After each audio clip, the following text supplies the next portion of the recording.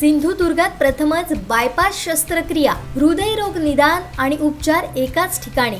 Bypass शस्त्रक्रिया, angiography, एंजिओप्लास्टी, हृदयाची sonography, treadmill चाचणी, हृदयविकार तपासणी अशा अत्याधुनिक सुविधा.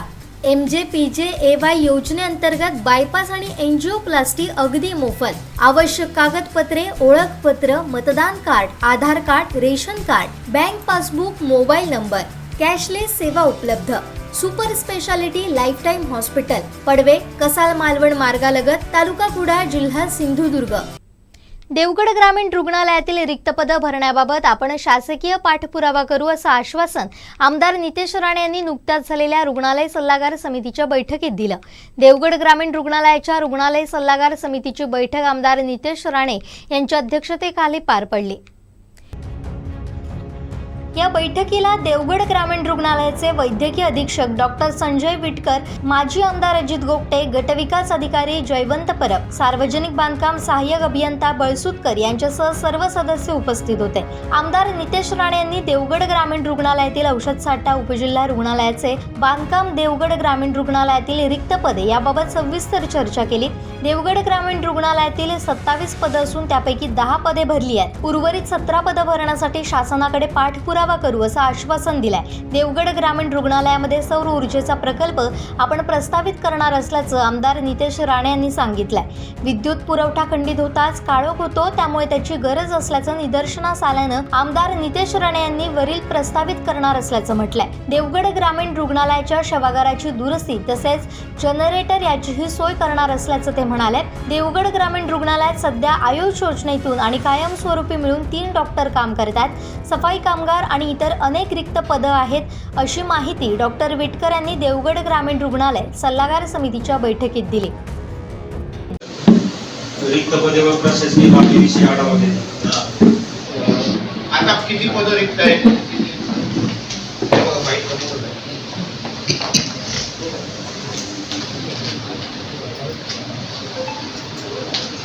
सर, आपल्याकडे टोटल 27 पदे मंजूर आहेत. यापैकी 10 पदे भरलेली आहेत, 17 पदे रिक्त आहेत. यापैकी वैद्यकीय अधीक्षक, वैद्यकीय अधिकारी पदांसाठी संचालक आरोग्य सेवा मुंबई यांचे मार्फत कार्यवाही केली जाते किंवा महाराष्ट्र लोकसेवा आयोग. तुम्हाला आता अर्जन्सीमध्ये किती पदं महत्वाची आहेत तुम्ही फॉर्मॅलिटीने वाचून दाखवताय. मला इथे काम करायचं, तुम्ही जे वाचणारा मी ऐकणं इथपर्यंत विषय नाहीये.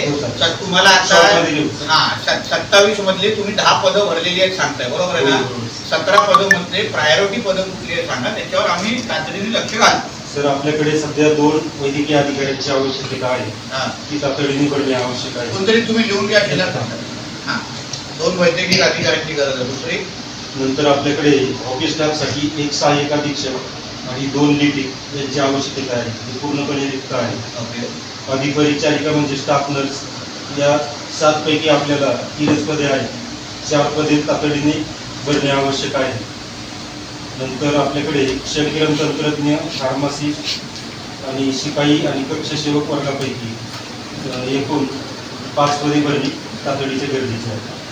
हे तातडीने तुम्हाला सुरळीत करण्यासाठी एवढं लागणार. आता इकडचे मशिनरी सगळ्या चालू आहेत, त्याच्यामध्ये तुम्हाला काय गरज आहे? आपल्याकडे सगळ्या मशिनरी चालू आहेत आणि फक्त जागेची कमतरता आपल्याकडे असल्यामुळे आपण नवीनच बांधू, नवीनच इमारतीमध्ये सेट होईल तेव्हा ते पूर्ण. तुमच्या स्वच्छतेबद्दल लोकांच्या फार तक्रारी आहेत.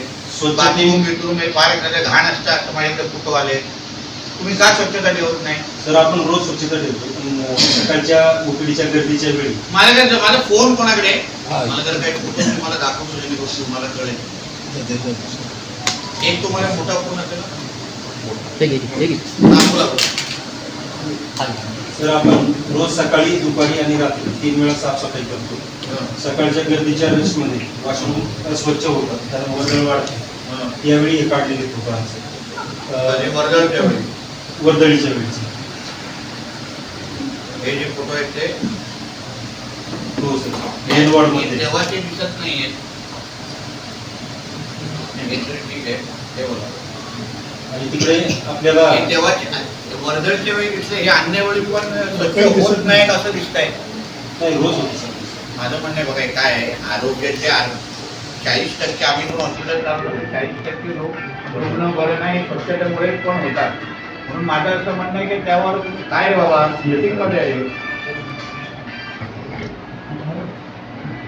त्याच्यावर हो स्वतः काम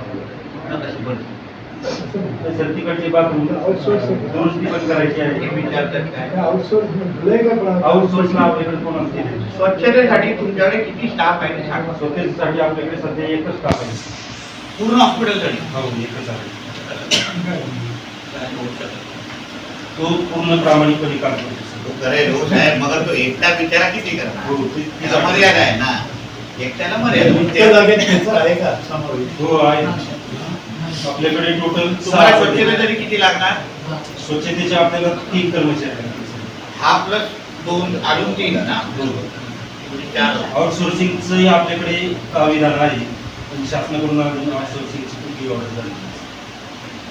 मी कणकोलीमध्ये जर काय केलं म्हणजे नॅशनल रिक्वायरमेंट तिथे पण आहे. मी सामाजिक संस्थेशी बोललो की स्टाफ पुरवतो आणि त्यानुसार मी किमान 12 लोक त्यांना एक्स्ट्रा देईल माझ्यावरती. पगार संस्था देते ती. फक्त अशा या दुर्गम भागामध्ये अशी काय परिस्थिती असेल तर त्या अनुसार ते लोक स्टाफ देतात आपल्याला. मग उद्या मी त्याच्या अगोदर सिव्हिल सर्जनशी पण बोलून घेतलेलं. मग त्या अनुसार ते कसं त्यांच्यावर टायअप करून त्यांना अपॉइंटमेंट करेल ते आम्ही लोकांनी केलेलं. तर तशा काही गोष्टी तुमच्याकडे करून देतो मी. हो चालेल. धन्यवाद.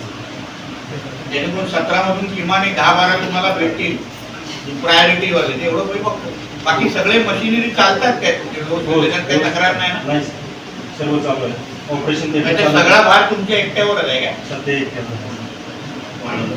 आता हल्लीमध्ये 2-3 भरले तर कोण होते? जे टेम्पररी डॉक्टर होते त्यातले एकानं सोडले आणि एक मेडिकल ऑफिसर इथे डायलिसिस युनिटसाठी. ही परिस्थिती इतकी गंभीर आहे. दिसतं तसं नाही. बरोबर आहे.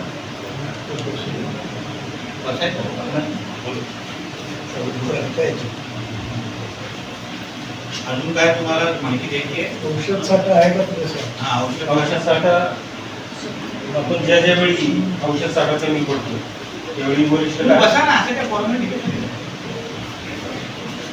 हा, औषध साठ्याची आपण मागणी करतो त्याप्रमाणे आपल्याला जिल्हा रुग्णालयाकडे औषध साठा पुरवला आता आहे का? हो, आहे. पुरेसा साठा आहे. पुरेसा साठा काय एक्सटेंडची गरज नाही. म्हणजे बेसिक तुमची स्टाफ भरणं हे तुमची प्रमुख मागणी आहे.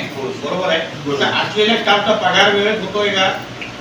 सर जे कॉन्ट्रॅक्ट बेसिसवरचे कर्मचारी आहेत NHM मध्ये त्याचा दर महिन्याला होतो.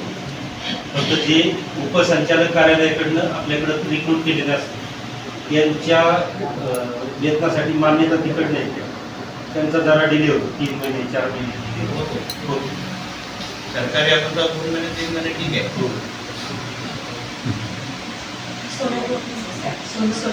सोनोग्राफीचं आपल्याकडे नवीन मशीन नाही सर. जुनं मशीन कंडम केलेलं बिघडलेलं आहे. म्हणजे सोनोग्राफी होत नाही. सोनोग्राफीला आपल्या शासनाकडनं आपण प्रायव्हेट 8च्या तारखेला सोनोग्राफी होते की नाही? होत नाही.